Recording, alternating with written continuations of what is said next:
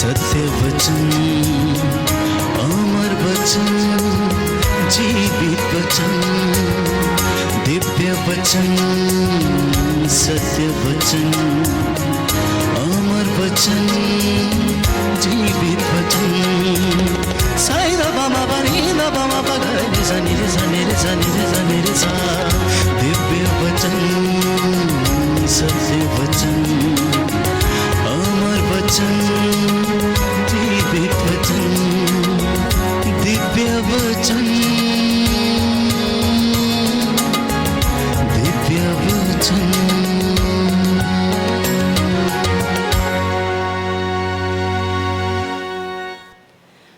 प्रियजनों, आज यदि हम संसार में दृष्टि दौड़ाकर देखें तो हम हर तरफ अशांति का माहौल देखते हैं। शोषण, अत्याचार, चोरी, हत्या, धोखा, लड़ाई झगड़ा, फरेबी, दुख, बीमारी, अपंगता, बच्चे अपंग पैदा होते हैं, जिंदगी भर बेड के ऊपर लेटे लेटे जिंदगी गुजार देते हैं। पति पत्नी में प्यार नहीं है भी तो सच्चा नहीं है। बच्चों और माता पिता में प्रेम नहीं है। इंसान के अंदर ही अंदर एक लड़ाई चलती रहती है। आपके अंदर इस वक्त चल रही है और आप सोच रहे हैं कि मैं ये करूं या ना करूं, अभी वचन सुनूं या उठ के मार्केट जाऊं अपना व्यापार करूं। आपके अंदर एक ऐसी लड़ाई चल रही कि प्रभु यहां से कह रहा अपने भाई को क्षमा कर, लेकिन आप मन में सोच के बैठे कि नहीं, मैं उसे क्षमा नहीं करूंगा। क्यों? क्योंकि उसने मेरे साथ बड़ा धोखा किया है। अंदर ही अंदर एक कशमकश है कि सही रास्ते पे चलूं या बुरे रास्ते पर चलूं। हर व्यक्ति के अंदर दो इंसान हैं, एक कहता है करो और दूसरा कहता है ये मत करो। एक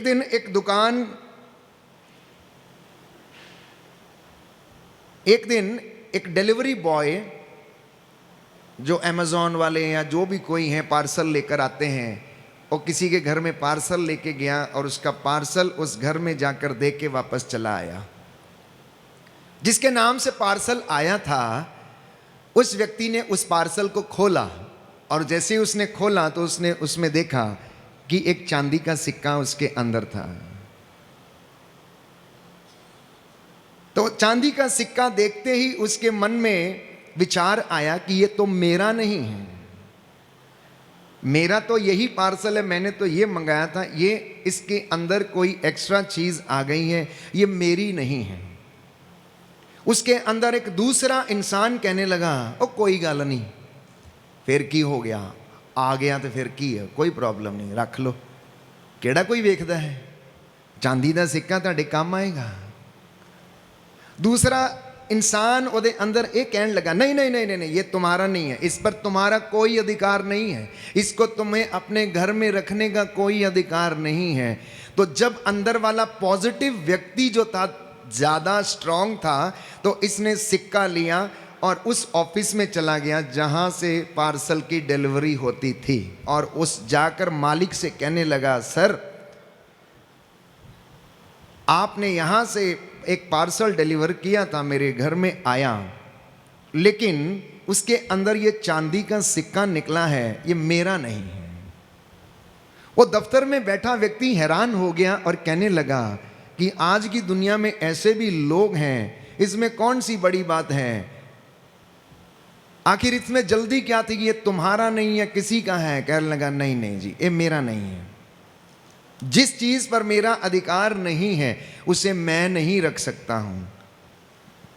तो उससे बातचीत होने लगी और कहने लगा कि मेरे अंदर बैडमैन और गुडमैन दोनों बातें कर रहे थे। गुडमैन कह रहा था कि देखो ये तुम्हारा नहीं है, ये किसी और का है, तुम जाके वापस करके आओ। लेकिन बैडमैन ये कह रहा था कोई गल नहीं, रख ला तू, देखी जाऊगी, इनू कौन देखण दिया, रब केड़ा देखण दिया इनू, ये तेरी गलती नहीं है, तेरे वास्ते। कहने लगा नहीं, इस पर मेरा अधिकार नहीं। हर इंसान के अंदर गुड मैन और बैड मैन है। चाहे वो छोटा हो बड़ा हो।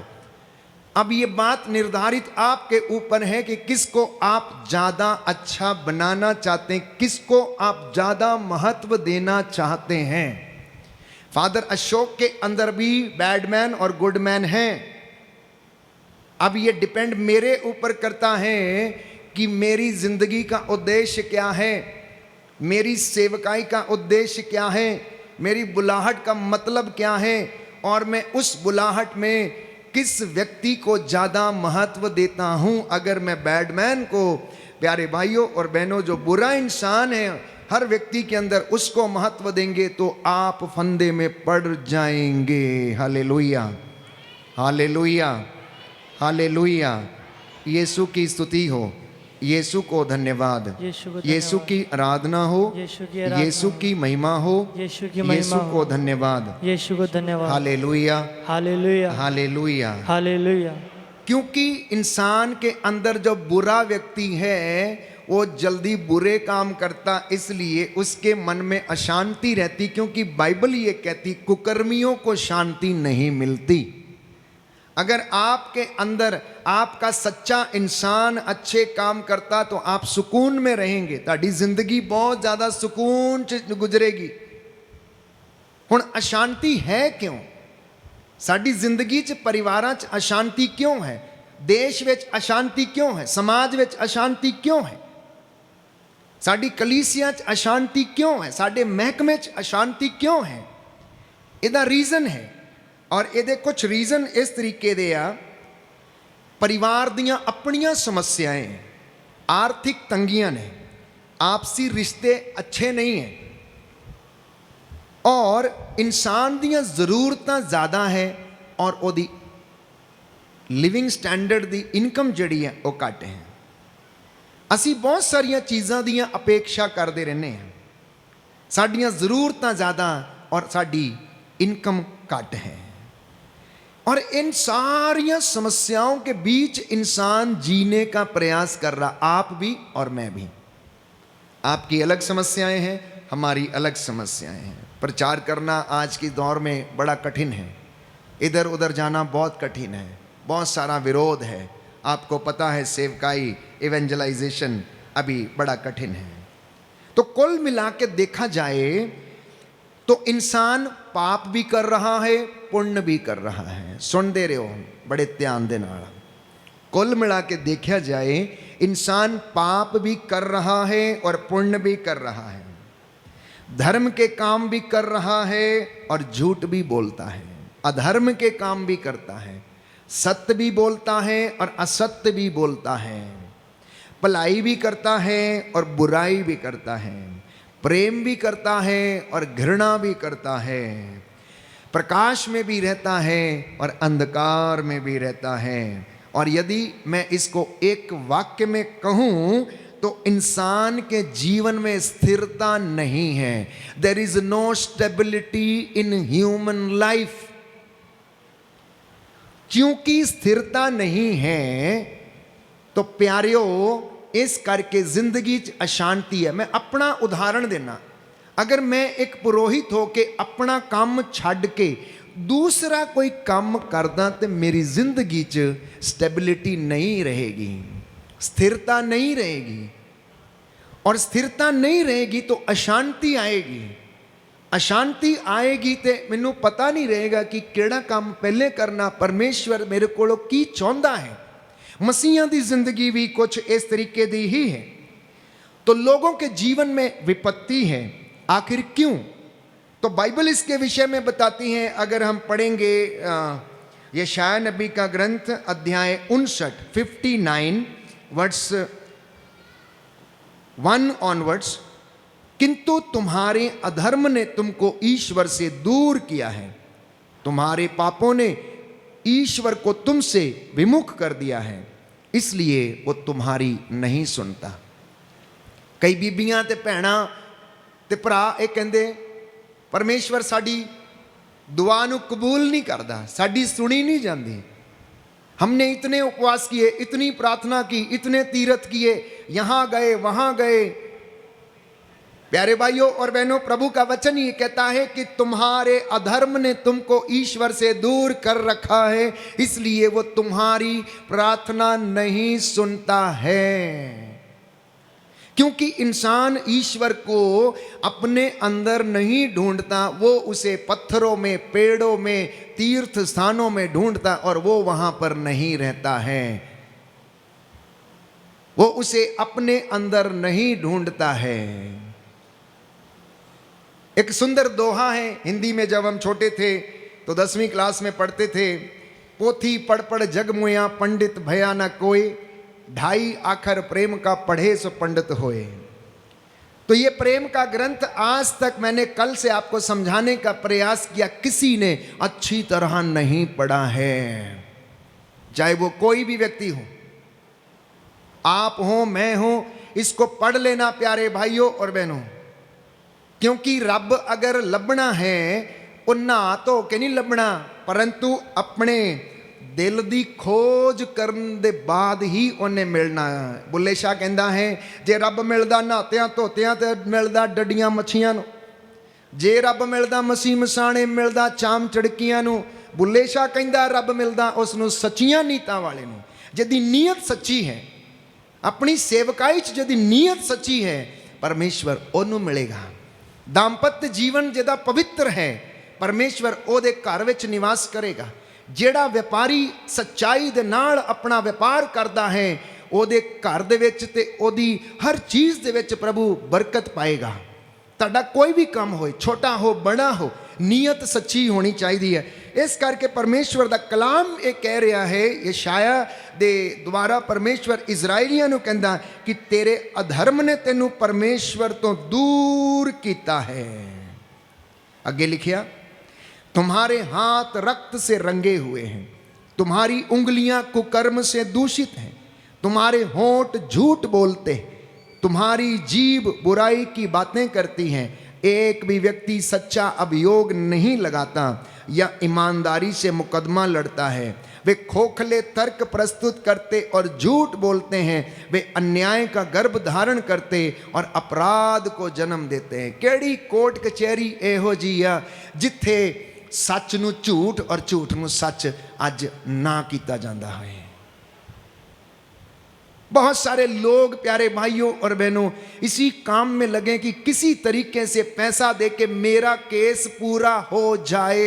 प्रभु दे लोग भी इन्हां कम्मां तो नहीं बचे।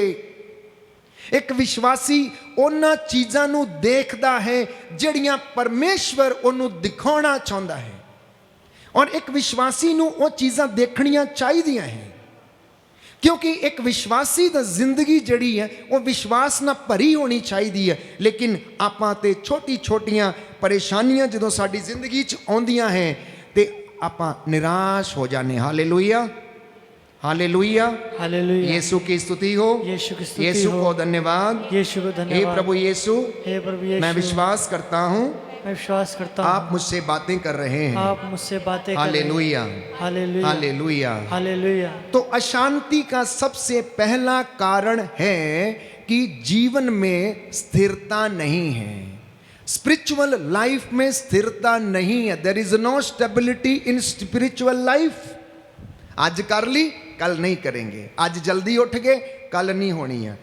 आज चले गए, 3 हफ्ते तक हुण बंदगी का कोई मतलब नहीं है। आज 6 महीने च एक सत्संग अटेंड कर लिया, हुण अगले साल देखांगे, कोई गल नहीं। देयर इज नो स्थिरता, नो स्टेबिलिटी। साडा पहला काम परमेश्वर दे नाल रह के जुड़े रहना। जिस नाई तुहाडा मोबाइल रोज अडैप्टर के जरिए चार्ज होंदा है, एक विश्वासी नूं, एक प्रचारक नूं, एक याजक नूं, एक इवेंजलिस्ट नूं और सेवकाई करने वाले बंदे नूं और विश्वासी नूं, लोक धर्मी नूं परमेश्वर दे नाल जुड़े रहन दी आवश्यकता है। अगर आपां उहदे नाल जुड़े नहीं रहंदे ते साडी जिंदगी दे विच बुराई आउणी शुरू हो जाती है। भजन संहिता 107 और वचन संख्या 17, साम नंबर 107 वर्ड्स 17 ऑनवर्ड्स ये वचन मैं आपके लिए पढ़ूंगा। प्रभु इस वचन के द्वारा आप लोगों को आशीष दें। कुछ लोग अपने कुकर्मों के कारण बीमार पड़ गए थे। वे अपने पापों के कारण कष्ट झेल रहे थे। दाहिना हाथ उठाकर इस वचन को दोहराइए, अमल करना इस वचन से कि बीमारी मेरी जिंदगी च क्यों है। Hallelujah, hallelujah. प्रभु का वचन कहता है, प्रभु का वचन कहता है, कुछ लोग अपने कुकर्मों के कारण अपने कुकर्मों के कारण बीमार पड़ गए थे। बीमार पड़ गए थे। वे अपने पापों के कारण वे अपने पापों के कारण कष्ट झेल रहे थे। कष्ट झेल रहे थे। उसने अपनी वाणी भेजकर उसने अपनी वाणी भेजकर उन्हें स्वस्थ किया उन्हें स्वस्थ किया और कब्र से उनका उद्धार किया। उनका उद्धार किया। Hallelujah, hallelujah, hallelujah, hallelujah. आज के पूरे दिन में बहुत गहराई की बातें हम करेंगे और मैं समझता हूँ कि ये आपकी ज़िंदगी बदल देंगी अगर आप थोड़ा सा भी इन्हें अपनी ज़िंदगी में अमल करेंगे। तो पहली बात, बीमारियों का जो प्रमुख कारण बाइबल की अगर बातों पर आप विश्वास करते हैं तो इंसान अपने कुकर्मों के कारण बीमार पड़ा हुआ है, अपनी गलतियों के कारण बीमार पड़ा हुआ है। मकड़ी जाला बनाती है और उसी में मर जाती है। इंसान भी कभी कभी अपने लिए ऐसे रास्ते अख्तियार कर लेता जिसमें वो खुद फंस जाता है। दूसरा कारण विपत्ति का और बीमारी का, ईश्वर की आज्ञा का पालन नहीं करना। इसलिए जब इजरायली ईश्वर की बातें नहीं मानते थे तो परमेश्वर उन्हें दंड देता था। उन्हें सुधारने के लिए, उन्हें समझाने के लिए कहता है उसने तुम्हें भूखा रखा। व्यवस्था विवरण, विधि विवरण ग्रंथ अध्याय 8 पद संख्या 2 और उससे आगे कल मैंने आपके लिए वचन पढ़ा था कि उसने तुम्हें त्रस्त किया, उसने तुम्हें मारा। उसके हाथ मारते भी हैं और जिलाते भी हैं। उसने तुम्हें भूखा रखा तुमको याद दिलाने के लिए कि तुम्हारा परमेश्वर तुम्हारे लिए कितने बड़े और महान काम कर सकता है। लेकिन उसने तुम्हें ऐसे समय में मन्ना भी खिलाया, चट्टान से पानी भी निकाला और पिलाया। कोरोना के समय आपको प्यारे भाइयों और बहनों उसने भूखा नहीं रहने दिया। कोई पुखारिया, कोई पुखारिया, महामारी जी दवाई कोई पुखारिया दसो, हाँ या ना, हाँ या ना, नहीं ना। कहता उसने तुम्हें मारा, उसने तुम्हें भूखा रखा, महामारियां भी भेजी, लेकिन फिर भी उसने तुम्हें मन्ना खिलाया जिसके विषय में तुम कुछ भी नहीं जानते थे। क्यों? क्योंकि बाइबल ये कहती वो प्रबंध करने वाला परमेश्वर है, आपके लिए और अपनी प्रजा और लोगों के लिए प्रबंध करता है। अपने दासों को आग के शोले बनाकर इस्तेमाल करता और अपने दूतों को पवन बनाकर इस्तेमाल करता।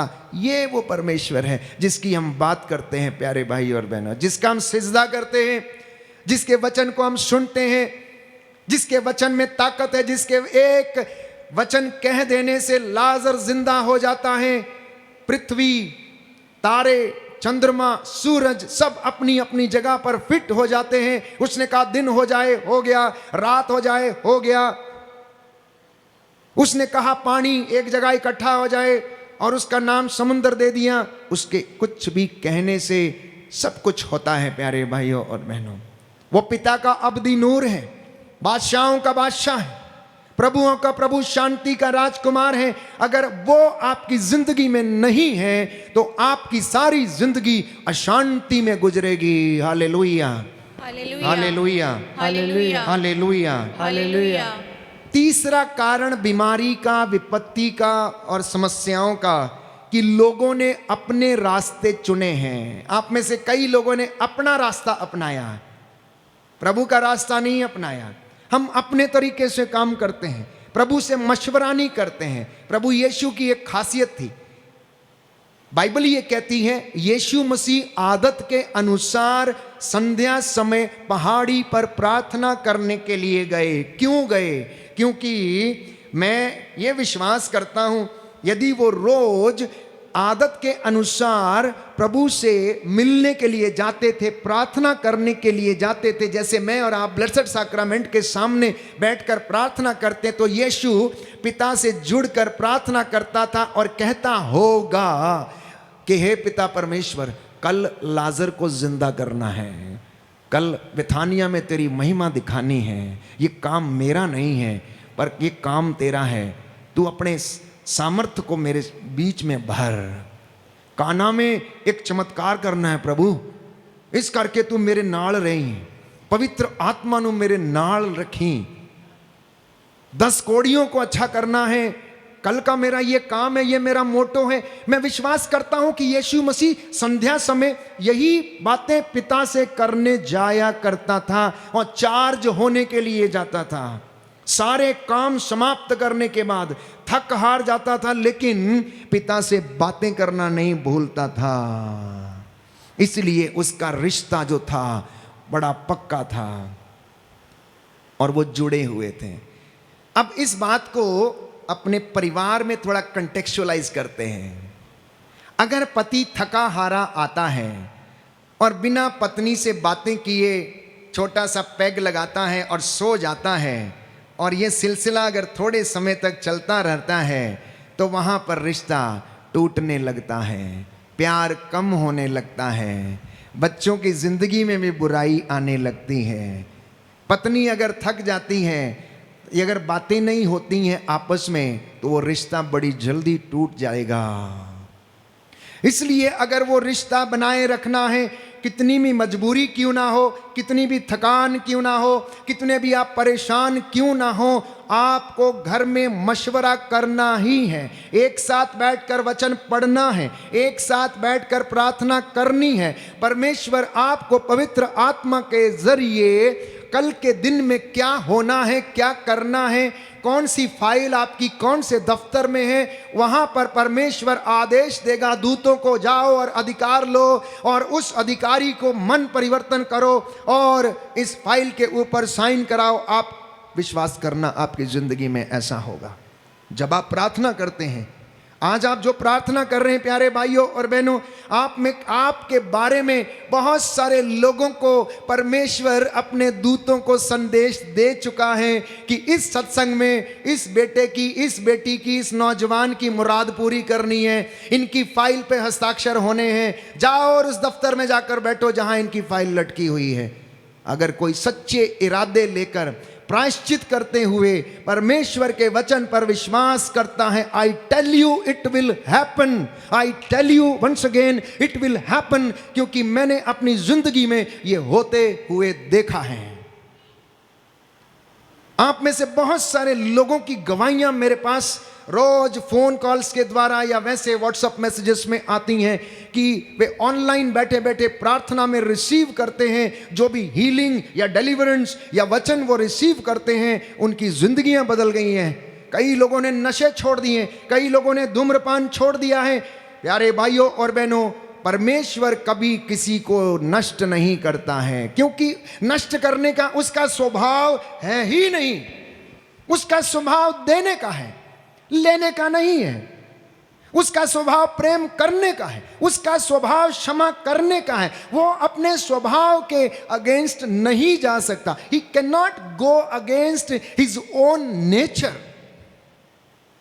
तो जब हम इतनी दृढ़ता के साथ इस वचन को ग्रहण करेंगे, तो परमेश्वर मेरी और आपकी जिंदगी में काम करेगा। चौथी बात, बीमारियों विपत्तियों का कारण जो है सांसारिक चीजों पर आसक्त हैं। मैं मानता हूं कि जीवन की बुनियादी जरूरतें क्या हैं, रोटी, कपड़ा और मकान, ये जीवन की बुनियादी जरूरतें हैं।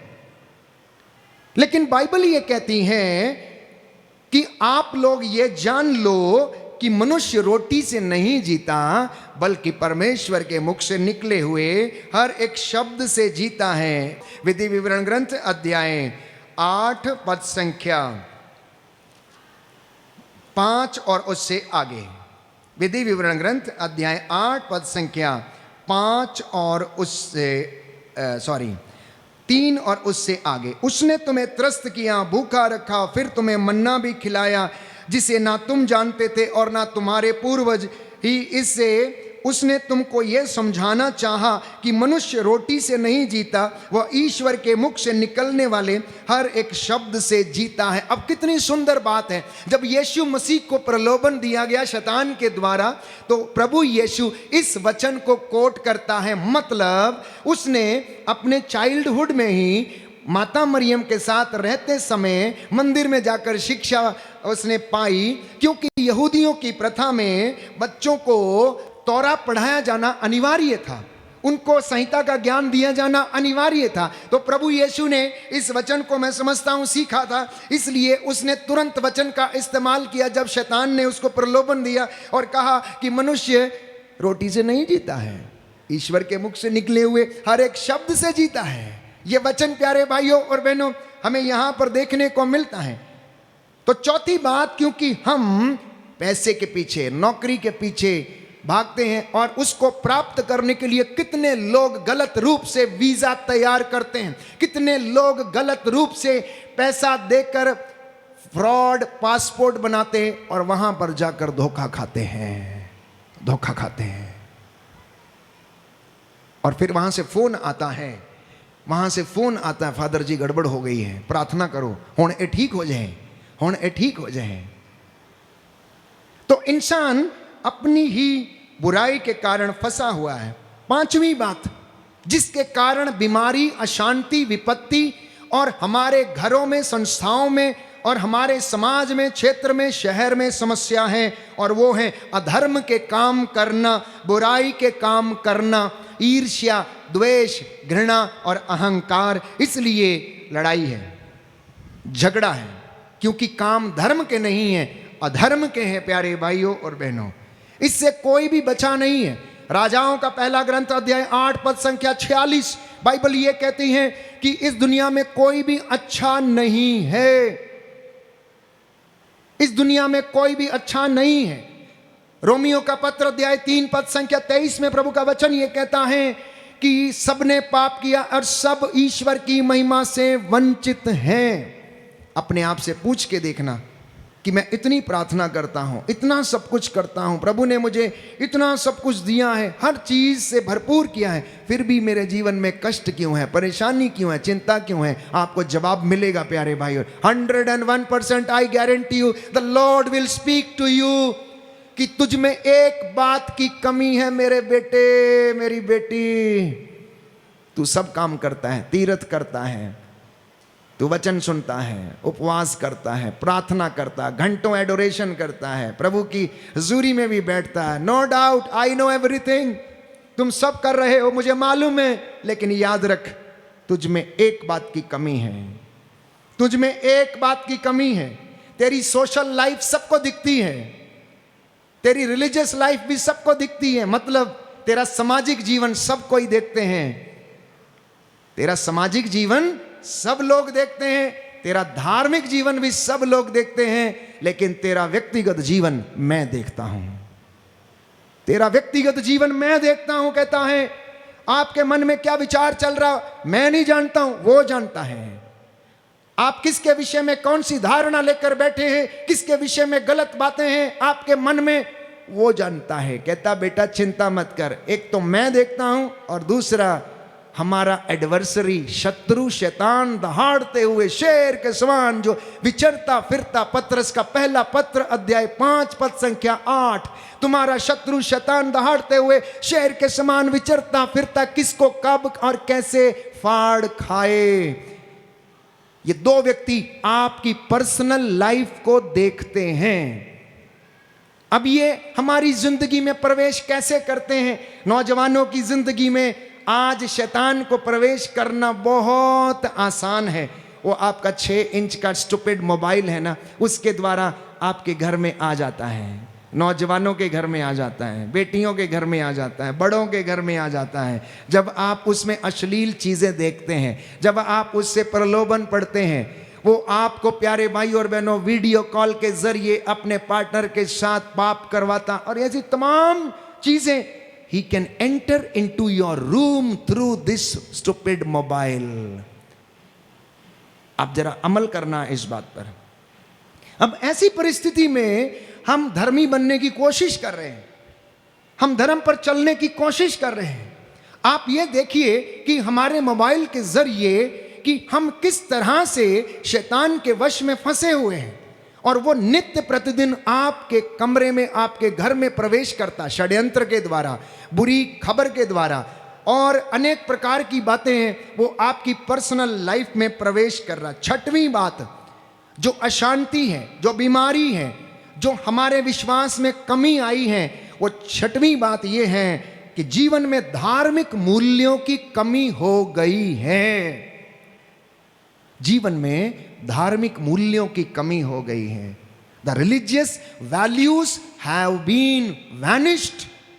हमारी जिंदगी से, मेरी दादी और दादा वो 4 बार प्रार्थना करते थे, रोजरी पढ़ के रोजरी माला बोलते थे, लेकिन आज हमारे पास समय नहीं है, हमारे पास नहीं है, समय नहीं है। जैसे जैसे हम बढ़ते जाते हैं, जब मैं छोटा था तो मिशनरी लोग हमारे घर में आया करते थे, उनके हाथ में एक रोजरी रहती थी, एक थैला रहता था, और उसके बाद पॉकेट में टॉफियां रहती थी बच्चों को देने के लिए। रोजरी बोलते जाना, घरों में घूमते रहना, मिस्सा बोलना। प्यारे भाइयों और बहनों, वो ज़ील जो उनके अंदर थी, आज उसमें कमी है। माता पिता की जिंदगी में, बुजुर्गों की जिंदगी में, नौजवान बेटे और बेटियों की जिंदगी में आप प्रार्थना करते हैं, मैं जानता हूं, परमेश्वर प्रार्थना करते हैं आप लोग, वो जानता है, लेकिन धार्मिक मूल्यों की कमी हुई है। रिलीजियस वर्च्यूज नहीं है, जो हमें करना चाहिए हम वो नहीं कर रहे हैं, लेकिन जो हमें नहीं करना चाहिए हम वो करते हैं। Hallelujah, hallelujah, hallelujah. आखिर क्यों है ऐसा? Why it is like this? साम नंबर 51 उसमें हम पढ़ते हैं कि दाऊद ये कहता है, मैं तो माता के गर्भ से अपराधी पैदा हुआ हूं, मैं अपनी माता के गर्भ से पापी हूं, प्रभु मुझ पर दया कर। इसलिए दाऊद ये कहता है, मैं अपनी माँ के गर्भ से अपराधी पैदा हुआ हूं, मैं अपनी माँ के गर्भ से अपराधी जन्मा हूं, प्रभु मुझ पर दया कर, प्रभु मुझ पर दया कर। तो प्यारे भाइयों और बहनों, अशांति, दुख, कष्ट ये विपत्ति के कारण है, हमारे कुकर्म, हमारी बीमारियों के कारण है। अब आप पूछेंगे कि ये सब कहाँ से आता है? आप पूछेंगे कि ये सब कहाँ से आता है? तो मनुष्य के अंदर एक और प्रवृत्ति है, और वो है वासना की प्रवृत्ति। वासना की प्रवृत्ति, ईवल डिजायर्स। ईवल डिजायर्स ये आज से नहीं है। यदि आप उत्पत्ति ग्रंथ अध्याय 6 पढ़ेंगे तो एक सुंदर वचन वहां पर लिखा गया है कि परमेश्वर इस बात को कहता है, अपने मुख से परमेश्वर स्वयं इस बात को कहता। देखिए मैं आपके लिए पढ़ूंगा एक वचन, लिखा है कि मेरा अध्याय 6 उत्पत्ति ग्रंथ पद संख्या 3, book of Genesis chapter 6 verse 3। इसलिए प्रभु ने कहा, मेरा आत्मा मनुष्य में सदा निवास नहीं करेगा, क्योंकि वह मरणशील है और उसका जीवन 120 बरस का होगा। इसके बाद अगर वचन पढ़ेंगे पद संख्या 12, सुंदर वचन वहां पर प्रभु हमें बता रहा, कहता है, ईश्वर ने देखा कि संसार भ्रष्टाचारी हो गया है। आज जिस भ्रष्टाचार की हम बात करते हैं, ईसा के आने से पहले प्यारे भाइयों और बहनों, 6500 साल से भी पहले जब इस वचन को लिखा गया, उत्पत्ति ग्रंथ और पवित्र वचन को लिखा गया पवित्र आत्मा की प्रेरणा से, जब ये सब बातें हुई तो परमेश्वर ने अपने ही बनाए हुए इंसान को देखा और लिखा कि इंसान भ्रष्टाचारी हो गया है, क्योंकि सब शरीरधारी कुकर्म पर चलने लगे थे। सुना ध्यान से आपने? सब शरीरधारी कुमार्ग पर चलने लगे थे, बुरे काम करने लगे थे।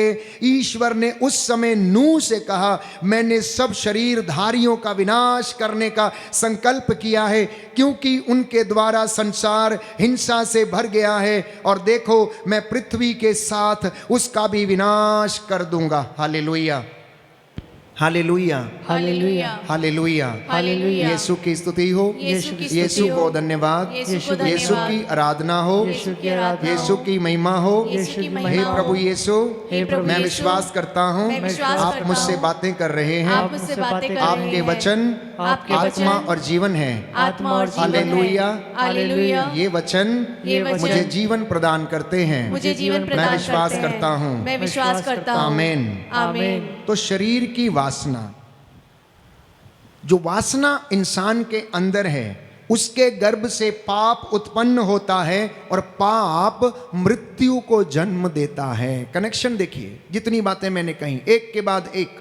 अब थोड़ा हम लोग वचन पर ज्यादा ध्यान केंद्रित करके अपनी रोजमर्रा की जिंदगी के बातों को वचन से कनेक्ट करके देखें। बाइबल ये कहती है कि वासना के गर्भ से पाप उत्पन्न होता है और पाप का वेतन मृत्यु है। पाप का वेतन मृत्यु है। इब्लीस, जिसके विषय में हम पढ़ते हैं, बाइबल हमें बताती है कि परमेश्वर का सबसे प्यारा स्वर्गदूत था। उसे बहुत सारी जिम्मेदारियां दी गई थी, मैनेज करने की, क्वायर चलाने की, वर्शिप करने की। वो भोर का तारा था, केरूबों पर विराजमान होता था, उसको सबसे बड़ा औहदा था। वो सुबह उठकर परमेश्वर के साथ टहलता रहता था।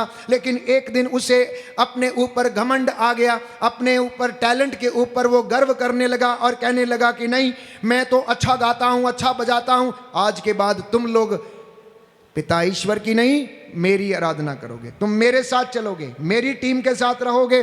और उन्होंने ईश्वर के खिलाफ विद्रोह करना शुरू कर दिया। उसके अंदर प्यारे भाइयों और बहनों ईर्ष्या आ गई, घमंड आ गया, अहंकार आ गया।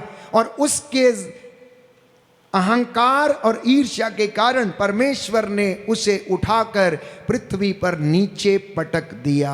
Hallelujah, hallelujah, hallelujah, hallelujah, hallelujah. Hallelujah. अब सुनिए ध्यान से, अब सुनिए ध्यान से। हुआ क्या, जब इंसान को परमेश्वर ने बनाया, पृथ्वी को बनाया, तो अदन बाग लगाया। अदन बाग में उसको आदम और हवा को रखा। अब जो जगह इब्लीस की थी परमेश्वर के साथ, अब उस जगह पर कौन आ गया? आदम और हवा। बाइबल ये कहती है कि परमेश्वर आदम के साथ रोज हाथ में हाथ डालकर टहलता था। क्योंकि शैतान को पृथ्वी पर पटक दिया गया था, परमेश्वर से उसे दूर रहना नागवारा गुजरा। और उसने देखा कि आदम ईश्वर के क्लोज होता जा रहा है, इसलिए किसी तरीके से इसका बदला लिया जाए और आदम को पाप में फंसाया जाए और ईश्वर की संगति से अलग किया जाए। और उसने पूरा प्रयास किया। और उसमें जब उसने पूरा प्रयास किया तो सांप का रूप धारण करके वो अदन बाग में जाता है और माई हवा नु कहंदा, ए माई हवा इधर आ, इधर आ, गल ते सुन।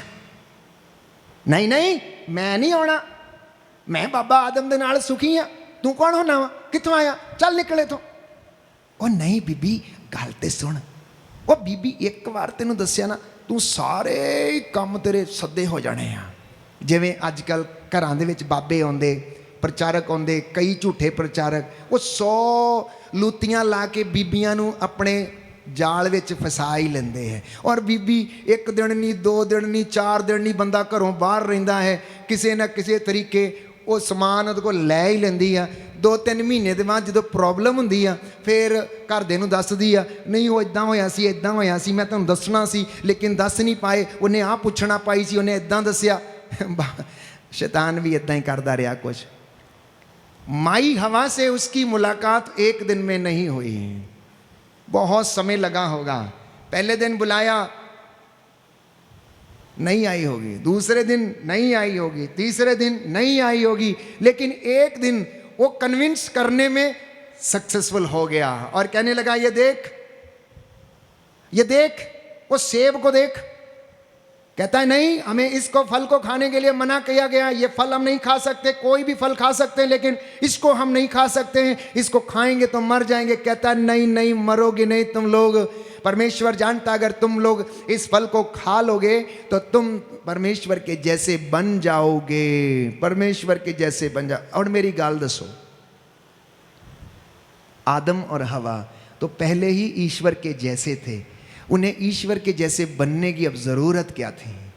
बाइबल तो यही कहती है कि परमेश्वर ने आदम और हवा को अपने जैसा बनाया था, लेकिन उसके अंदर एक और कुछ बनने की इच्छा थी, वो कुछ दिखाना चाहते थे और कुछ बनना, इसलिए प्रलोभन में पड़कर पाप कर डालते हैं और ये पाप मृत्यु को जन्म देता है। और बाइबल कहती है कि जब आदम और हवा ने ये पाप कर डाला तो आदम और हवा को भी परमेश्वर ने अदन वाटिका से बाहर निकाला और कहा, आदम क्योंकि तूने ये पाप किया है, अब देख तू जिंदगी भर अपने पसीने की कमाई खाएगा। हेवा, क्योंकि तूने ये काम किया है, मैं तेरे प्रसव की पीड़ा बढ़ाऊंगा, मैं तेरे प्रसव की पीड़ा बढ़ाऊंगा। तू सांप का सिर कुचलेगी अपनी एड़ी से, मैं तेरी संतान और इसके संतान, इसके वंश में शत्रुता उत्पन्न करूंगा। और बाइबल कहती है मृत्यु पूरी दुनिया में, संसार में इसी तरह से फैलती गई।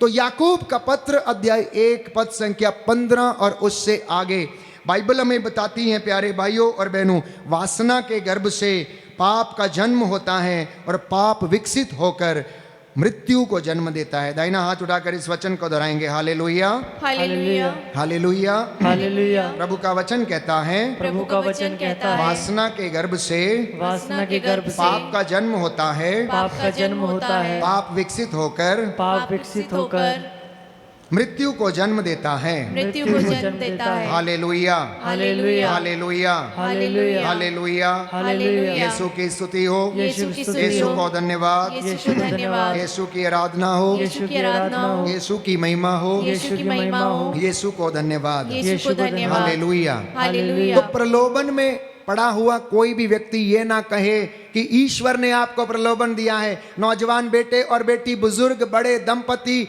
आप लोग ये ना कहें कि परमेश्वर ने आपको इस गलत काम को करने दिया। नहीं my dear brothers and sisters, no, परमेश्वर कभी आपको गलत काम करने की इजाजत नहीं देता है। कुछ लोग कहते हैं फादर जी बिजनेस में थोड़ा बहुत झूठ तो बोलना ही पड़ता है, अगर झूठ नहीं बोलेंगे तो काम कैसे चलेगा। मैं ये कहता हूं कि अगर वो बिजनेस आपके लिए पाप का कारण बनता, अगर वो नौकरी आपके लिए पाप का कारण बनती है तो आप उसे छोड़ दीजिए। परमेश्वर आपके लिए वादा करता हूं कि 100 गुना अच्छी नौकरी, बरकत वाली आशीष, बरकत वाली नौकरी आपको देगा प्यारे भाइयों और बहनों। लेकिन जो समझौता कर लेते हैं उनके जीवन में बरकत नहीं रहती है। उदाहरण के लिए अगर कोई व्यक्ति बिजनेस करता है और झूठ बोलता है तो उसके घर में आशीष नहीं है। दूसरी बात, अगर कोई दफ्तर में काम करता है, नौजवान बेटी, आजकल पता है दफ्तरों में अनेक प्रकार के शोषण, अत्याचार और शारीरिक शोषण होते रहते हैं। अगर कोई समझौता कर लेता है कि इससे अच्छी नौकरी मुझे नहीं मिलेगी, इसलिए मैं ये गलत काम करने को तैयार हूँ, तो वो अपनी ज़िंदगी और आत्मा कभी बचा नहीं पाएगा। क्यों? क्योंकि वो बुराई से समझौता कर लेते हैं और उस गलत काम पे जाते हैं। इसलिए याद रखना, प्रलोभन में पड़ा हुआ कोई भी व्यक्ति ये ना कहे कि मुझे ईश्वर प्रलोभन देता है। ईश्वर ना तो बुराई में पड़ने ईश्वर ना तो बुराई के प्रलोभन में पड़ सकता है और ना ही किसी को प्रलोभन देता है प्यारे भाइयों और बहनों। इसलिए आप लोग सावधान हो जाएं, आप लोग सावधान हो जाएं और अपना जीवन आप लोग बदल लें। संत पौलुस गलातियों के पत्र अध्याय 5 पद संख्या 16 से 21 में लिखता है, आत्मा और शरीर दोनों एक दूसरे के विरुद्ध इच्छा करते हैं, इसीलिए हमारी जिंदगी में समस्या है, इसीलिए हमारी जिंदगी में स्टेबिलिटी नहीं है। उस स्थिरता की जो मैं बात कर रहा था, जो समानता की, बैलेंस की बात कर रहा था, वो इसलिए है क्योंकि हमारा शरीर और आत्मा दोनों एक दूसरे के विरुद्ध इच्छा करती है। शरीर कहता है सोना है, आत्मा कहती है नहीं, प्रार्थना करनी है। आत्मा कहती उपवास करना है, शरीर कहता है नहीं मुझे शुगर की बीमारी है इसलिए मुझे भूख लगेगी, मैं उपवास नहीं कर सकता हूं। देखिए कितनी डाइकोटमी है, कितना दोनों में कितना विरोधाभास है। एक इच्छा करता है और दूसरा कहता है नहीं करना है। एक कहता है आज हुक्म पर्व का दिन है इसलिए हम प्रभु के घर चलेंगे, और एक कहता है नहीं आज मुझे बड़ा काम है, आज तो कपड़े धोने हैं, आज तो ये काम बचे हैं, आज हमें ये काम करना है। तो बाइबल हमें बताती है गलातियों के पत्र अध्याय 5 पद संख्या 19 और उससे आगे 16 से पढ़ेंगे। मैं ये कहना चाहता हूं आप लोग आत्मा की प्रेरणा के अनुसार चलेंगे तो शरीर की वासनाओं को तृप्त नहीं करेंगे। शरीर तो आत्मा के विरुद्ध इच्छा करता है और आत्मा शरीर के विरुद्ध, ये दोनों एक दूसरे के विरोधी हैं। इसलिए आप जो चाहते हैं वो नहीं कर पाते और जो नहीं चाहते हैं आप लोग वही करते हैं। यदि आप आत्मा की प्रेरणा के अनुसार चलते हैं तो संहिता के अधीन आप लोग नहीं हैं। बोलिए amen. Amen. Hallelujah, hallelujah, hallelujah, hallelujah, hallelujah. Hallelujah. प्रभु का वचन कहता है प्रभु का वचन कहता है शरीर तो आत्मा के विरुद्ध इच्छा करता है शरीर तो आत्मा के विरुद्ध इच्छा करता है और आत्मा शरीर के विरुद्ध, और आत्मा शरीर के विरुद्ध। इसलिए इसलिए ये दोनों एक दूसरे के विरोधी हैं। एक दूसरे के विरोधी हैं। आप जो चाहते हैं आप जो वो चाहते नहीं हैं, कर पाते। वह नहीं कर पाते। Hallelujah, hallelujah, hallelujah. हालेलुया। तो समस्या का पता चला अब समस्या का पता चला या नहीं कि अशांति क्यों है, विपत्ति क्यों है, बीमारी क्यों है? क्योंकि शरीर और आत्मा दोनों एक दूसरे के विरुद्ध इच्छा करते हैं। जो आत्मा चाहती है शरीर नहीं चाहता, और जो शरीर चाहता है वो आत्मा नहीं चाहती। इसलिए स्टेबिलिटी नहीं, इसीलिए स्थिरता नहीं। अब एक स्टेप और आगे बढ़ेंगे। तो स्टेबिलिटी नहीं है तो क्या हुआ, क्या फर्क पड़ता है? क्या फर्क पड़ता है? बहुत फर्क पड़ता है। प्राथमिकताएं नहीं है, इससे क्या फर्क पड़ता है? प्यारे भाइयों और बहनों, जितनी बातें मैंने कही उनसे ये सारी बातें मेरे और आपकी जिंदगी में होने लगती हैं और बुराई आने लगती हैं। बाइबल इसके विषय में कहती है कि शरीर के कुकर्म तो प्रत्यक्ष हैं। शरीर के बुराइयां, शरीर के पाप तो रोज दिखते हैं हमें। क्या है?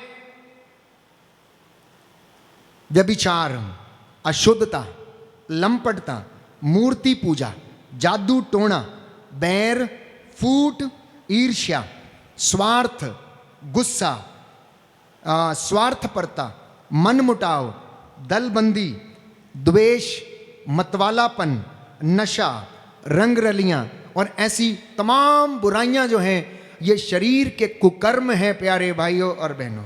अब जो इन कुकर्मों में पड़ा, जैसा मैंने वचन पढ़ा, आप में से कुछ लोग अपने कुकर्मों के कारण बीमार पड़े हुए, तो संत पौलुस समझा रहा है ये कुकर्म कौन से हैं जिसकी वजह से आप बीमार हो। मैंने पढ़ा आपके लिए वचन, भजन संहिता 107, भजन संहिता 107 मैंने पढ़ा पद संख्या 17 की। आप में से कुछ लोग अपने कुकर्मों के कारण बीमार पड़ गए, और आप पूछेंगे कि ये कुकर्म कौन से हैं, तो संत पौलुस स्पष्ट करता है शरीर के कुकर्म प्रत्यक्ष हैं, और वो हैं व्यभिचार मतलब गलत रिश्ते, अशुद्धता, लंपटता, मूर्ति पूजा, जादू टोना, बैर, फूट, ईर्ष्या, मतवालापन, रंगरलियां, शराब, नशेबाजी और ऐसी बहुत सारी बुराइयां जो शरीर के कुकर्म हैं। इसके कारण बहुत सारे लोग बीमार पड़े हुए हैं प्यारे भाइयों और बहनों, और कई लोग तो चल बसे हैं, कई लोग चल बसे हैं। रोमियो का पत्र अध्याय 8 पद संख्या 7, रोमियो का पत्र अध्याय 8 पद संख्या 7, शरीर की वासना आत्मा के प्रतिकूल है और ईश्वर के अधीन नहीं रहती, और रह भी नहीं सकती। बाइबल कहती है रह भी नहीं सकती।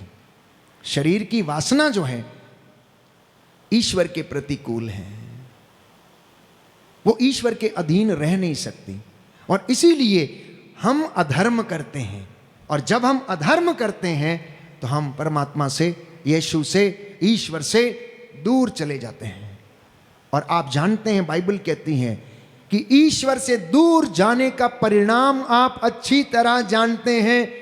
लूकस के सुसमाचार में हम पढ़ते हैं उड़ाऊ पुत्र का दृष्टांत। जब पिता से दूर जाने का परिणाम क्या था? वो सुअरों का खाना खाने को मजबूर हो गया, सब कुछ लुट गया, नशे में और हर एक प्रकार की बुराई में उसने जिंदगी दी। अब बाइबल कहती अकाल ईश्वर ने भेजा, अकाल वहां पर ईश्वर ने भेजा उड़ाऊ पुत्र को याद दिलाने के लिए, बेटा तेरी जगह यहां नहीं है, उठ, तेरी जगह कहीं और है, अब भी तू मेरे पास लौट के चला आ।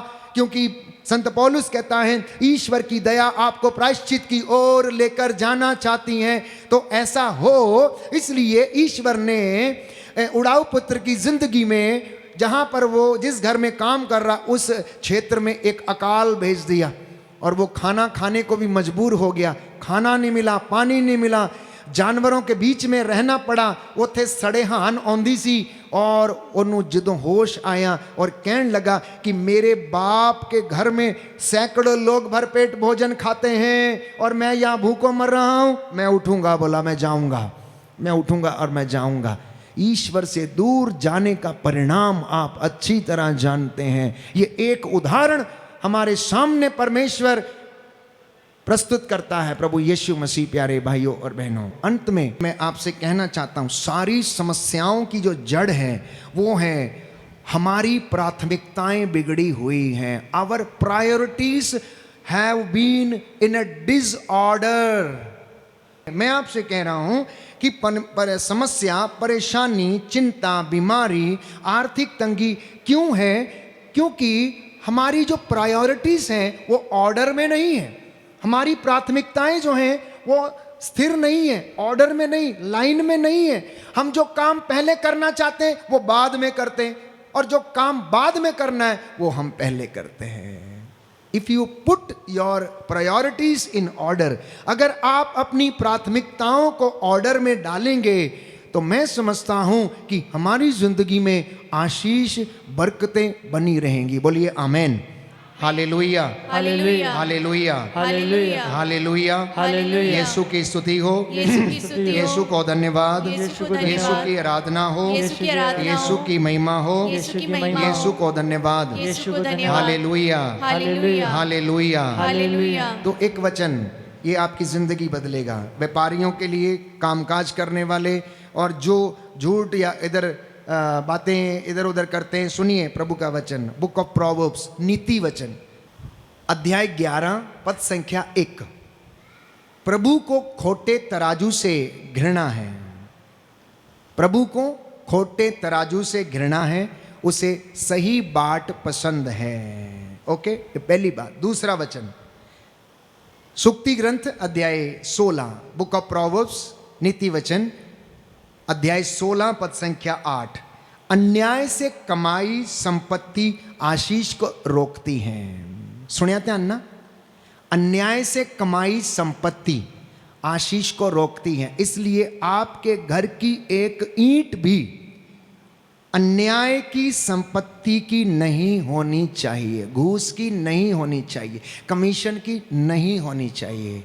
किसी के लिए सही होगी, लेकिन प्रभु के विश्वासियों के लिए, अनुयायियों के लिए ये बिल्कुल मनाही है कि कोई भी अन्याय की संपत्ति आपके घर में एक ईंट भी अन्याय की नहीं लगनी चाहिए।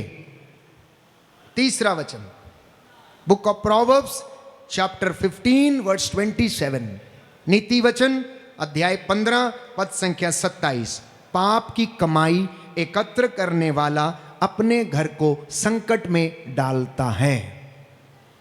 सुनिया ध्यान ना, पाप दी कमाई कट्ठी करने वाला बंदा अपने घर ਨੂੰ संकट विच पा लेंदा है।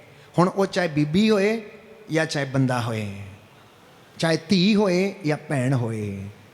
आज बहुत सारा गलत धंधा प्यारे भाइयों और बहनों शरीर बेच के किया जाता है, व्यभिचार के द्वारा, गलत रिश्तों के द्वारा जो कमाई घर में आती है उसके द्वारा वो अपने घर को संकट में डालता है। आगे लिखा है किंतु घूस लेने वाले से परमेश्वर घृणा करता है। जो घूस नहीं लेता, जो न्यायी है, उसका जीवन बचा रहेगा। बोलिए amen. Hallelujah, hallelujah hallelujah. Hallelujah. दोनों हाथों को सीने पर लगाइए। प्रभु से पूछना कि प्रभु मुझे बताइए कि मेरे जीवन में किस बात की कमी है। आपने मुझसे बातें की हैं, मैं विश्वास करता हूँ ये बातें आपकी ओर से हैं। मैं इन वचनों को ग्रहण करता हूँ। प्रभु आज मेरी ज़िंदगी पर, मेरे परिवार पर आशीष प्रदान कर।